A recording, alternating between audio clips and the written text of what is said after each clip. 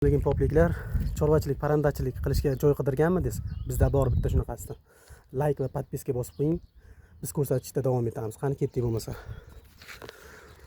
Xullas, mana 10 ga 8 qilib binoyimiz ko'tarib qo'yilgan. Xullas bu rossiyskiy forma, rossiyskiy formada qilingan. Endi tomni xullas mansard qilib uy qilsa bo'ladi. Ponni betonlar chekkalarga betonlar qo'yilgan. Xullas aylantirib blokdan g'ish urilgan, oldi 8 qotar, u yoni 6 qotar qilgan. Xullas blokimiz yana 2 qotarga yetadi bemalol. U yonni 8 qotar qilsak bo'ladi. Darvozalarimiz bor, mana darvozalarni o'rnatib qo'ysak bo'ladi. Darvoza 80 mi 85 mi shuni tashlangan. 10 ga 4 metr qilib bo'lib qo'yilgan. Bitta katta zalimiz. Bu yonda nechta xohlasalang bemalol uy qilish mumkin.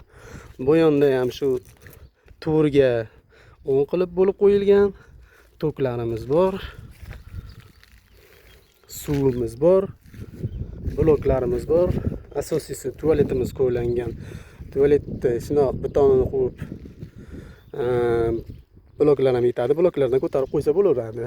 Mana bemalol parandachilik, qo'ychilik, mol boqib, shunaqa qilib bemalol shunaqa qilib nima qilsa bo'ladi. Mana u yonda dalamiz bor, mana ko'rinib turgan bo'lsa, xo'p, mashinalar yurgan joy Toshkent yo'li, o'sha yerda Toshkent va Namangan yo'li. Mana dokumentlari, boshqalari qilib beriladi, tayyor. 7,5 sutidan iborat.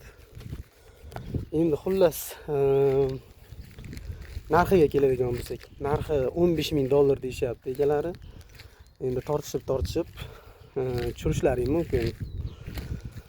Pastda izohlarda nomerlar qoldiraman.